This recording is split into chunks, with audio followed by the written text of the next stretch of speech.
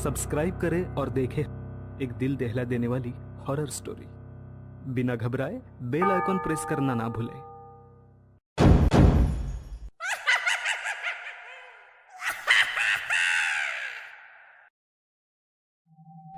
इस कहानी के लेखक है संजय कामले। रात का समय होने के बावजूद अंधेरा उतना गहरा ना होने का कारण था ऊपर नीले आसमान में चमकता पूनम का चांद।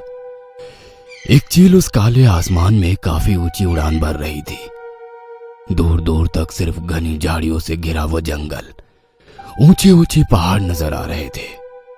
ऊपर से पूरी तरह से शांत दिखने वाले उस घने जंगल में बिल्कुल शांति नहीं थी। रोज की तरह आज भी वहां एक जंग छिड़ी हुई थी।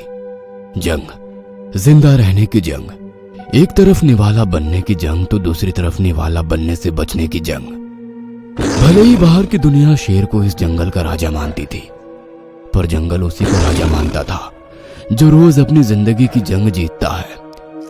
पेड़ के पत्ते पर चलती चींटी को खाकर एक मेंढक खुद को राजा समझने लगा, तो उस मेंढक को निगलकर सांप ने उसकी जगह ले ली।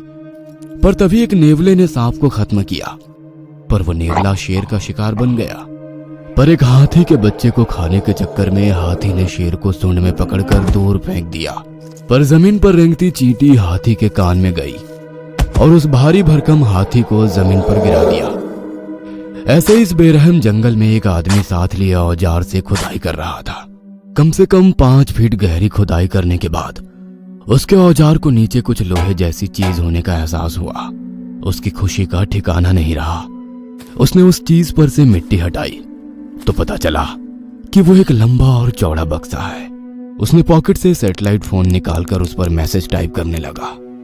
सेंड बटन दबाते हुए खुश होकर अपने आप से बुदबुदाया, हो गया।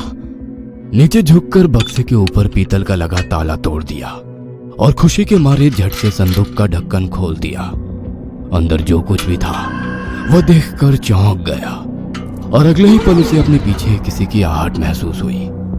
उसने धीरे धीरे अपनी गर्दन घुमाकर पीछे देखा और एक दर्दनाक चीख उसके मुंह से निकली। 2 दिन बाद बीच समंदर में कोई भटकता हुआ समुद्री जहाज लगातार कंट्रोल रूम के साथ आसपास के जहाजों को संपर्क करने की कोशिश कर रहा था। हेलो, क्या कोई मुझे सुन पा रहा है? हम पैसेंजर शिप फंसे हुए हैं। हमारा ईंधन खत्म होने वाला है और हमारे जहाज के कई मशीनों ने काम करना बंद कर दिया है। गुस्से से उस कप्तान ने माइक को कंट्रोल बोर्ड पर पटक दिया और फिर सर पकड़कर बैठ गया। तभी केबिन के अंदर आई उस लड़की ने पूछा, क्या किसी से संपर्क हुआ? हाँ, कोशिश कर रहा हूँ। क्या मतलब कोशिश कर रहा हूँ? पिछले कई घंटों से हम सिर्फ समंदर में भटक रहे हैं और किसी से भी जहाज से संपर्क नहीं हो पा रहा है। मैं अपनी तरफ से पूरी कोशिश कर रहा हूँ और मेरा काम मुझे मत समझाइए। मुझे लगता है ये सब तुम्हारा नाटक है। हम जितने भी लोग यहाँ हैं सब अमीर घराने से हैं और हमारे घर वालों से पैसे ऐंठने के चक्कर में तुम हमें गलत जानकारी देकर भटका रहे हो। अब उस कप्तान को काफी गुस्सा आ गया। वो कुछ बोलता तभी उस लड़की की दोस्त वहाँ आई। माफ कीजिए सर, आप अपना काम कीजिए। इतना कहकर वो दबी आवाज में अपनी दोस्त पर गुस्सा होने लगी। क्या कर रही हो? पहले तो तुम्हारी वजह से हम यहाँ फंसे हुए हैं, अब सिर्फ वही हमें इस मुसीबत से निकाल सकता है। और दोनों लड़कियां वहां से चली गईं। गड्ढे के भीतर बेहोश पड़े उस शख्स को अब धीरे धीरे होश आने लगा। उसे खुद पता नहीं था कि वो कितनी देर से वहां बेहोश पड़ा हुआ है। जैसे तैसे वो उस गड्ढे से बाहर निकला और जहां हो सके उस तरफ भागने लगा। वो लगातार भागे जा रहा था अपनी जान बचाने के लिए। ना कोई रास्ता नजर आ रहा था, ना कोई सड़क थी, तो सिर्फ घनी झाड़ियां, कांटों भरी टहनियां, कीचड़ से सनी जमीन। वो अब पूरी तरह से थक चुका था। सांस तेज हो गई थी। एक पेड़ के पास खड़ा वो थोड़ी देर रुक गया कि तभी उसे कुछ दिखाई दिया। पेड़ की टहनी को सरकते हुए उसने देखा और मानो उसकी खुशी का ठिकाना नहीं रहा। सामने समंदर में काफी दूर एक पैसेंजर शिप धीरे धीरे उसी की तरफ बढ़ रहा था। वह दौड़कर बाहर निकलने ही वाला था कि तभी उसे अपने पीछे किसी की आहट महसूस हुई। उसने पीछे मुड़कर देखा और उसकी चीख उसके मुंह में दबकर रह गई। हिलती हुई झाड़ियों को देखकर पता चल रहा था जिंदा रहने के लिए उसकी छटपटाहट शुरू है, जो कुछ ही देर में बंद हो गई। और दोबारा सब कुछ शांत हो गया। वो चील हवा में चक्कर लगाती हुई समंदर के ऊपर उड़ने लगी। हेलो, ये पैसेंजर शिप है। हम रास्ता भटक चुके हैं, हमें मदद की जरूरत है। क्या कोई हमें सुन रहा है? तभी सामने वाले कांच के शीशे से कप्तान को कुछ नजर आया। चारों ओर फैले बेइंतहा समुंदर के बीचों बीच एक टापू जैसा नजर आने लगा। उसे मदद मिलने की थोड़ी उम्मीद जाग गई। सामने रखा माइक उठाकर वो दोबारा रेडियो पर संदेश भेजने लगा। ये पैसेंजर शिप है, क्या हमें कोई सुन रहा है? तब तक शिप में मौजूद 10 के 10 लोगों की नजर टापू पर पड़ चुकी थी। कुछ खुश थे, कुछ हैरान थे। तभी माइक पर कप्तान ने सभी लोगों के लिए संदेश जारी किया। हम एक अनजान टापू के नजदीक है। शायद हमें मदद मिल सकेगी, पर इसकी उम्मीद काफी कम है। मैं और मेरा सहकर्मी नीचे जाकर टापू का मुआयना करते हैं। तब तक आप में से कोई भी शिप से नीचे नहीं उतरेगा। आई रिपीट, कोई भी शिप से नीचे नहीं उतरेगा। शिप पानी में रोककर दोनों नीचे उतरे, पर अंधेरा होने के कारण ठीक से कुछ नजर नहीं आ रहा था। हाथ में टॉर्च पकड़कर वे दोनों टापू पर चलने लगे। पूरी तरह से वीरान पड़े उस इलाके में कोई भी इंसानी हरकत नजर नहीं आ रही थी। तभी कप्तान की नजर सामने कुछ दूरी पर घने पेड़ों के बीच कहीं रुक गई। लग रहा था जैसे कोई उनको घनी झाड़ियों में से देख रहा है, उनकी हर हलचल पर नजर रख रहा है। कप्तान ने अपने साथी की ओर देखते हुए दबी आवाज में कहा, शायद कुछ अजीब सा है इस टापू पर। तुम शिप में जाओ और किसी को भी नीचे उतरने मत देना। वह साथी दोबारा शिप की तरफ चलने लगा और कप्तान हाथ में जलती टॉर्च लेकर जंगल के भीतर जाने लगा। उसका पैर किसी गीली नरम चीज पर पड़ा। उसने नीचे टॉर्च की रोशनी डाली तो नीचे जमीन खून से लाल हो गई थी। आजू बाजू झाड़ियों पर ताजा खून के छींटे बिखरे पड़े थे।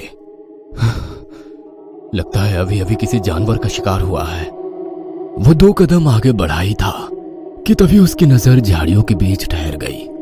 लग रहा था झाड़ियों के पीछे लेटा कोई उसी को देख रहा है। धीरे धीरे वो नजदीक गया और उसकी रूह तक कांप गई।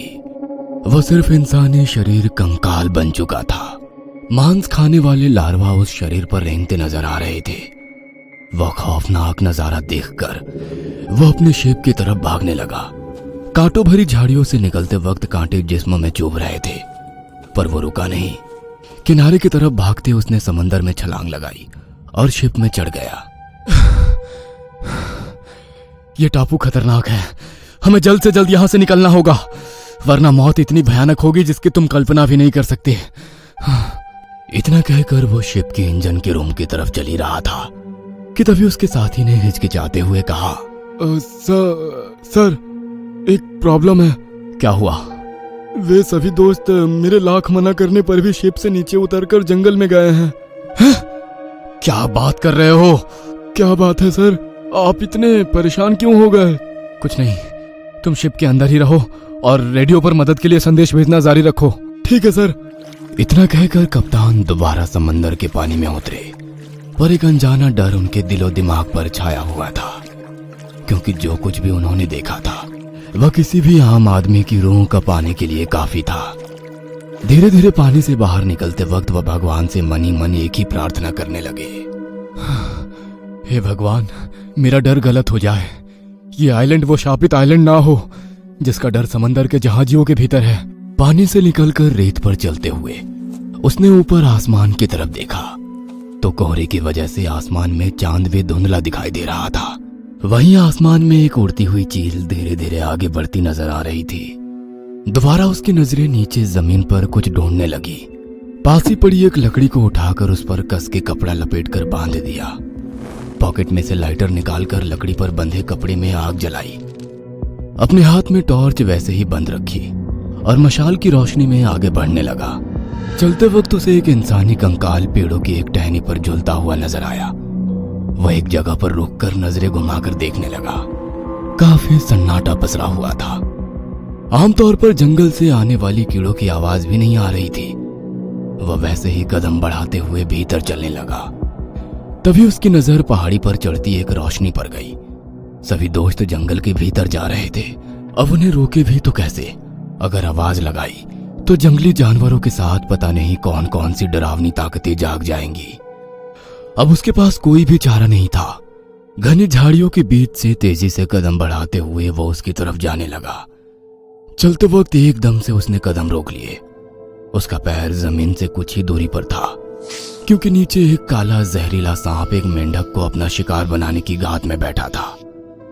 कप्तान की आंखों में खौफ साफ साफ नजर आ रहा था और अगले ही पल सांप उस मेंढक पर झपटा और उसे धीरे धीरे निगलने लगा।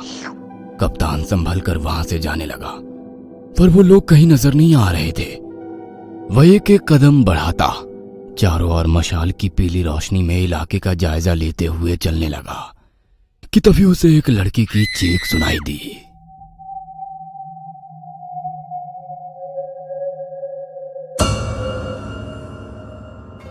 ये कहानी आपको अच्छी लगी हो तो हमें सब्सक्राइब करें, हमारा इंस्टाग्राम और फेसबुक पेज जरूर फॉलो करें। और हाँ दोस्तों, सब्सक्राइब करना भूलना मत।